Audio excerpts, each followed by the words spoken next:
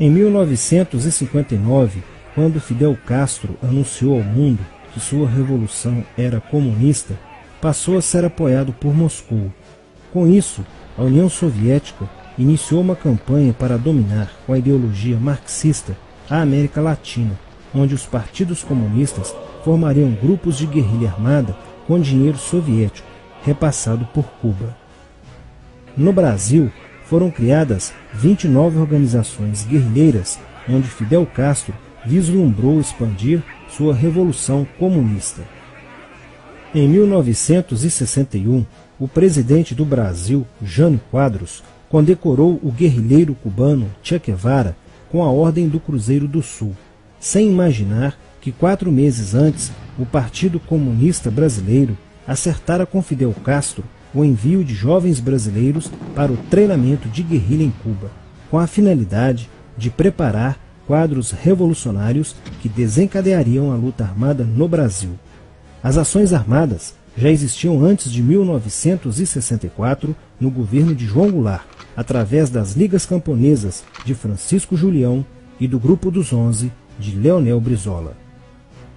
Com a chegada ao poder, em 1964, do presidente Castelo Branco, centenas de comunistas e políticos de esquerda refugiaram-se no Uruguai, onde formariam a Frente Popular de Libertação, que a partir de 1965 empreenderia atos de sabotagem urbana e focos de guerrilha rural no Brasil, principalmente na Serra do Caparaó, cujos guerrilheiros, apoiados por Leonel Brizola, foram combatidos e vencidos por tropas da Polícia Militar de Minas Gerais.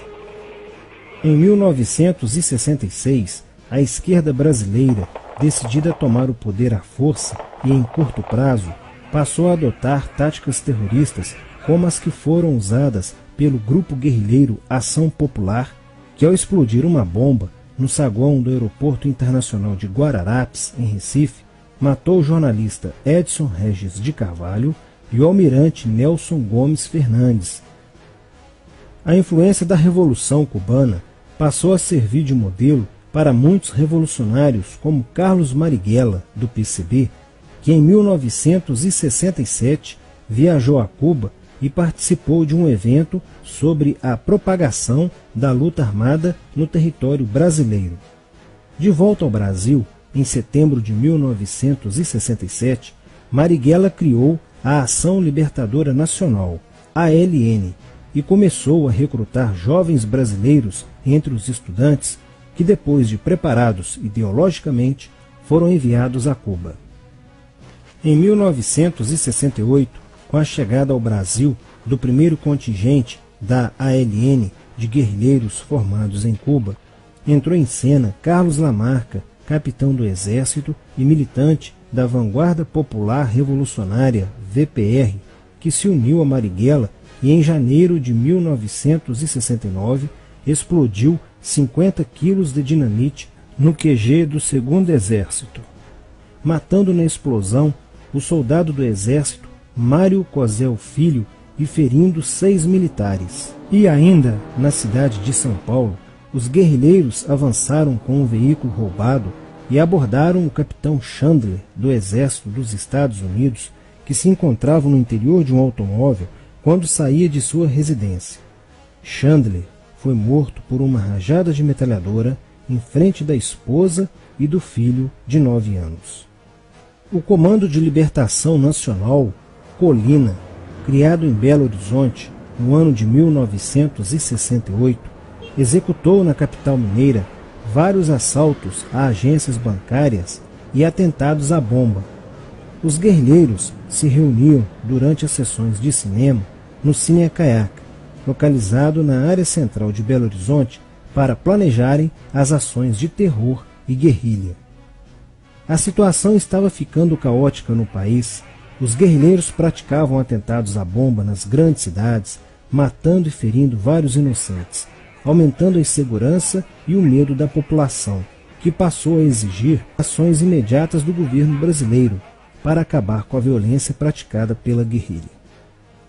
Atendendo ao clamor público para combater o terrorismo e a guerrilha com mais rigor, o presidente Costa e Silva editou o Ato Institucional número 5, AI-5, que previa o exílio e punições mais severas aos autores de atos de guerrilha terrorista praticados contra a população brasileira.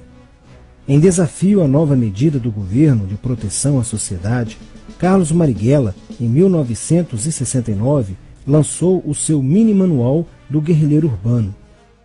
Neste mesmo ano, só no Rio de Janeiro, a ALN, para aumentar os seus recursos financeiros, praticou 30 assaltos, sendo a maioria deles contra as agências bancárias.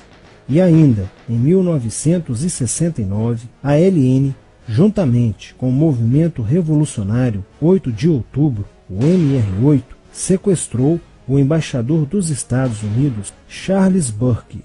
O sequestro foi sugerido pelo guerrilheiro Franklin Martins. Os guerrilheiros exigiram a libertação de 15 presos políticos, dentre os quais se encontrava José Dirceu. A exigência foi prontamente atendida pelo governo militar. A ALN estava prestes a sofrer um grande golpe quando Marighella começou a cair. Após a prisão de um militante de sua organização, no dia 1º de outubro de 1969. Os dados fornecidos pelo militante da ALN preso coincidiram com informações prestadas por outro militante da VPR, que também denunciou o envolvimento de vários religiosos com grupos de guerrilha, entre eles Frei Beto. Quando Frei Fernando e Frei Ivo, também envolvidos com os grupos guerrilheiros, foram presos e logo após interrogados, os religiosos entregaram o ponto de contato de Carlos Marighella, na cidade de São Paulo. No dia 4 de novembro de 1969, o ponto foi cercado pela polícia, onde Marighella, percebendo o cerco, reagiu e foi morto. Depois da morte de Marighella, centenas de guerrilheiros foram presos e mais de 300 armas apreendidas. 2 sequestros de diplomatas, o embaixador alemão Enfried von Hollenberg e o cônsul japonês Nobuo Okushi, foram feitos às pressas, para libertar os guerrilheiros que continuavam presos. Inspirados no marxismo cultural, vários militantes da esquerda brasileira iniciaram a estruturação de uma organização que se infiltrou nas faculdades brasileiras, bem como no meio artístico e cultural, e principalmente nas edições de jornais, setores estes com grande poder de influência sobre a formação da opinião popular. Durante as manifestações, vários militantes comunistas, usando armas de fogo, eram infiltrados no movimento estudantil e disparavam contra os manifestantes, na intenção de colocar a opinião pública contra o regime militar. Com a morte de Marighella, Lamarca havia assumido a posição de líder mítico, que sustentava a esperança na vitória comunista. Em 1970, quando o embaixador suíço Giovanni Butcher foi sequestrado, o governo se recusou a soltar os presos da lista apresentada pelos guerrilheiros. Depois de 40 dias de sequestro, os guerrilheiros quiseram matar o embaixador suíço. Porém, o governo militar cedeu e as exigências dos guerrilheiros sequestradores foram atendidas, preservando a vida do diplomata. Na cidade de São Paulo, o cerco sobre a vanguarda popular revolucionária, liderada por Carlos Lamarca, estava se fechando. Isso fez com que Lamarca fugisse para o Vale da Ribeira e montasse um campo de treinamento para a guerrilha. Na tentativa de descobrir este campo, tropas da Polícia Militar do estado de São Paulo foram deslocadas para a região. No dia 8 de maio de 1970, um pelotão comandado pelo tenente da Polícia Militar, Alberto Mendes Júnior, foi emboscado e rendido por guerrilheiros da VPR.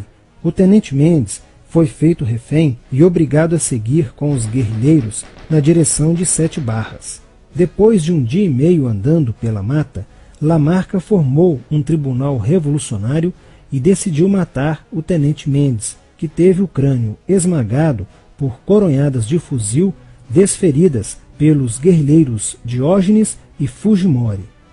Apesar do cerco, Lamarca conseguiu escapar e em 1971 chegou ao sertão da Bahia. Depoimentos de guerrilheiros presos em Salvador levaram o exército ao esconderijo de Lamarca, que, estando armado de metralhadora, reagiu à prisão e foi morto. Após a morte de Lamarca, o número de militantes presos era bem maior que o número de guerrilheiros em ação no Brasil.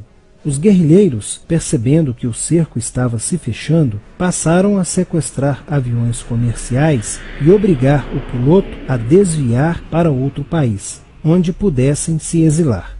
4 desses aviões foram desviados para Cuba. Os guerrilheiros comunistas estavam perdendo a guerra. Os militantes que abandonavam as armas eram acusados de traição nos tribunais vermelhos e executados pelos próprios companheiros, em atos de justiçamento. Já no início de 1971, o PCdoB conduzia o trabalho de campo na região do Araguaia, na divisa entre os estados de Goiás, Pará e Maranhão, com a missão de implantar um núcleo guerrilheiro que tinha por objetivo fomentar uma revolução socialista, onde centenas de guerrilheiros já haviam se estabelecido há pelo menos 6 anos. No início de abril de 1972, o presidente Médici enviou à região do Araguaia equipes especializadas em inteligência que, da busca do conhecimento sobre a atividade clandestina, logo efetuaram as primeiras prisões, entre elas a de José Genuíno, primeiro guerrilheiro preso no Araguaia. Logo após, o exército sofreu as suas primeiras baixas, ao ter um grupamento emboscado por elementos liderados por Oswaldo Orlando da Costa, conhecido por Oswaldão.